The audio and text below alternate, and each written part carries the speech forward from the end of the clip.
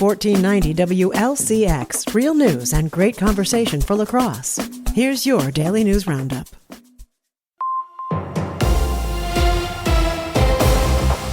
For Civic Media News, I'm Savannah Tomei-Olson.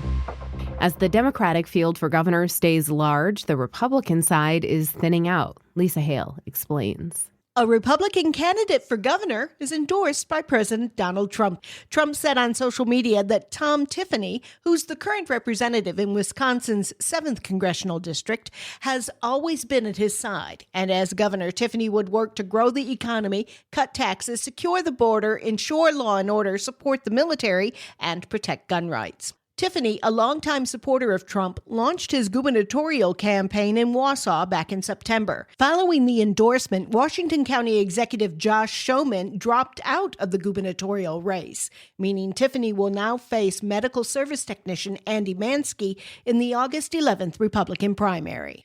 Meanwhile, a handful of people are challenging the state treasurer. Republican John Leiber currently holds the seat. 3 Democrats are running to take his spot. Eric Wilson is a small business owner who wants to increase financial literacy.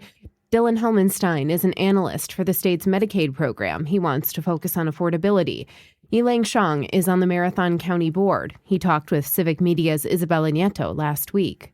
The state treasurer position, often people look at that position and feel that it's a ceremonial position, but it's not. It's about accountability. This position here has held accountable by the Wisconsinites. It's not accountable to the governor or the state legislator. Leiber is a fiscal conservative and says he's proud of growing investments for the state of Wisconsin. Because it's a largely symbolic role, back in 2018, there was a referendum on the ballot where voters got to choose whether to axe the office of the treasurer altogether. But instead, Wisconsinites chose to keep the position. I'm Savannah Tomei-Olson, Civic Media News. With Civic Media News, I'm Terry Miller. A new Wisconsin law now spells out what counts as anti-Semitism, but it's drawing mixed reactions. Governor Tony Evers signed the bill late last week, saying it helps clarify hate crime enforcement. Critics, including state representative and Democratic gubernatorial candidate Francesca Hong, argue it could be used to label political views as discrimination and harm academic freedom. Supporters say it doesn't punish speech, it just defines when bias turns into a crime. The daughter of a Wisconsin lawmaker is accused of stealing tens of thousands of dollars from his campaign. Elizabeth Johnson, daughter of State Senator Jesse James of Altoona, is charged with taking $32,000 while serving as his campaign treasurer. Investigators say she made several unauthorized cash withdrawals and later admitted using the money for her business. Johnson has repaid the funds, but now faces 4 felony charges and could see up to 20 years in prison if convicted. Thousands of people showed up across Wisconsin for No Kings rallies. Over 100 rallies took place Saturday as protesters lined up with posters and signs accusing President Trump of abuse of power and authority overreach. Wisconsin GOP spokesperson Annika Rickard responded by calling Democratic Governor Evers a wannabe king and claimed Republicans have been delivering results for Wisconsinites.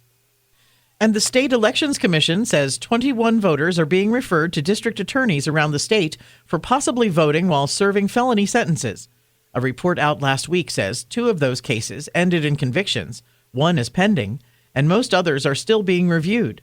The agency says it runs the same check after every election, comparing voter and corrections records. The cases make up a tiny fraction of total votes cast in 2025. More news is available at civicmedia.us.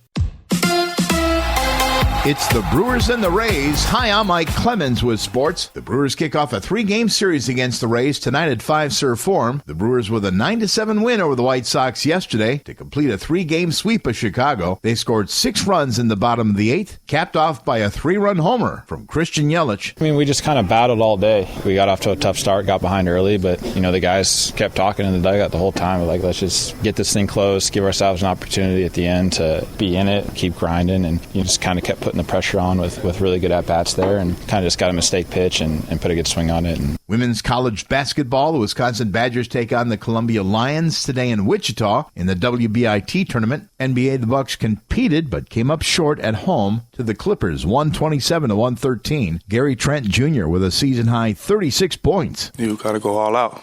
Be the best teammate you can be, contribute towards winning, and go out and fight. That's the Bucks' Gary Trent Jr. With sports, I'm Mike Clemens. It is going to be a sunny, warm, summer-like day today. Our high right around 80 this afternoon. We do have a chance of scattered showers or an isolated thunder shower. Some wind or hail possible with those. Our low into the mid-40s. Tomorrow, scattered thunderstorms, mostly cloudy with a high of 65. I'm meteorologist Sean Cable.